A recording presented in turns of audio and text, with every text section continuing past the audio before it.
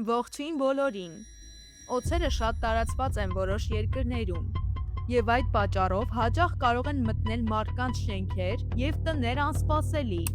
Եվ այսօր ես ձեզ ցույց կտամ որոշ կադրեր։ Վիետնամ։ Այստեղ կարող եք տեսնել երկու մեծահասակի եւ մեկ երեխայի։ Հանկարծ մի մեծ կոբրա սողում է դեպի նրանց։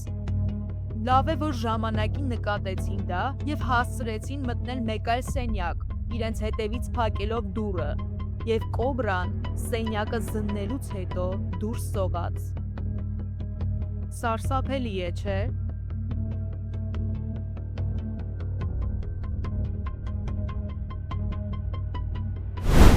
ԱՄՆ մի օձ սողաց մասնավոր տան բակ։ Տանտերը անմիջապես չնկատեց օձին, բայց երբ նա նկատեց, ցատկեց վախից ու փախավ։ Իսկ օձը արագ վազեց տան պատշգամբի տակով։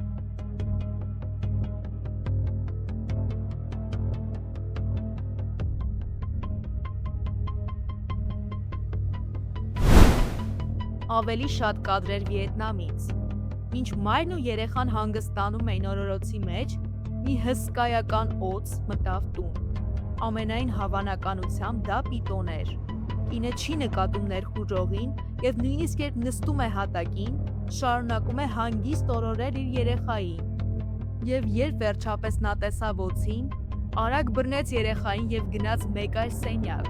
մինչդեռ օձը շրջվեց եւ դանդաղորեն սողաց ետ։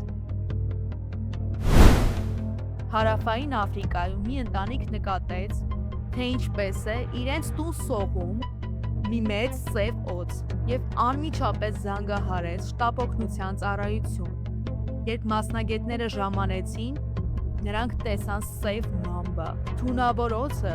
սողում էր մահճակալի տակ, բայց մարդիկ դեռ կարողացան բռնել նրան եւ դուրս հանել տնից։ Ննջասենյակում տեղադրված տեսախցիկը ֆիքսեց, թե ինչպես է օձը սողում քնած կնոջից մահճակալի վրա։ Օձը սկսում է հետաքրքրվել մահճակալից կախված ոտքով եւ որոշ պահի ցատկում է։ Դրանից հետո կինը արթնանում է,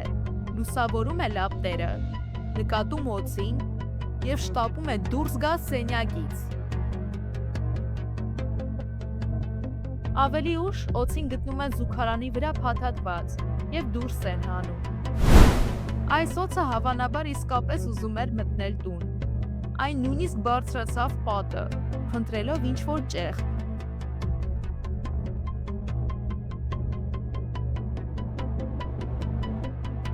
Մուտքը չգտնելով, այն իջավ գետնին եւ զննեց երկրորդ պատուհանը։ Բայց դրանով տուն մտնել հնարավոր չէր։ Օձը ավելի հեռու շարժվեց պատի երկայնքով։ Եվ այս մարդը ձեռքում տեսախցիկով հայտնաբերեց օձին իր տան տակ։ Այն սողում էր փայտե հատակի վրայով։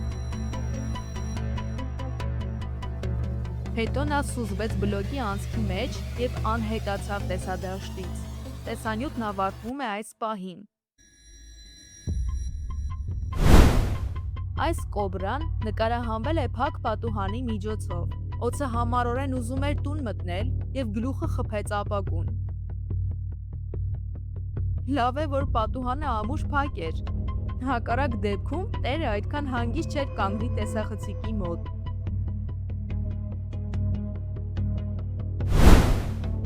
Վիետնամում ավելի լավ է չպառկել հատակին եւ չնայել հեռախոսին, որովհետև չգիտես, թե երբ կարող ես կոբրայի հանդիպել։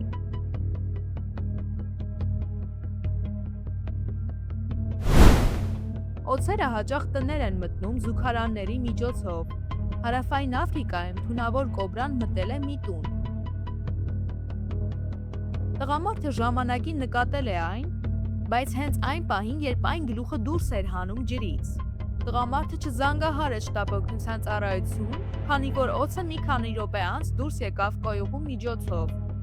Այստեղ նույնպես օձը կոյուղի միջոցով մտավ զուգարան եւ թաքնվեց զուգարանի եզրի տակ։ Մարդիկ նկատեցին այն, բռնեցին հատուկ գործիքով եւ դուրս տարան։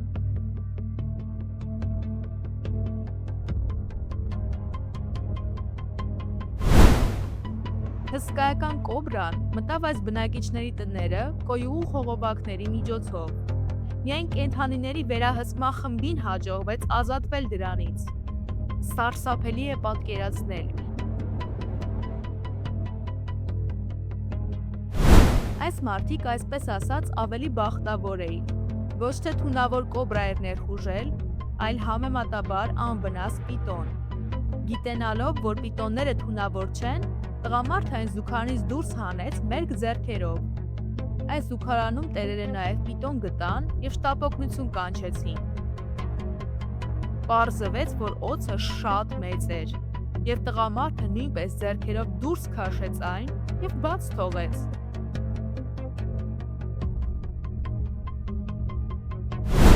Այս շունը չնկատեց ճանապարհով դեպի տուն սողացող հսկայական օձին և նույնիսկ սայթաքեց նրա վրա։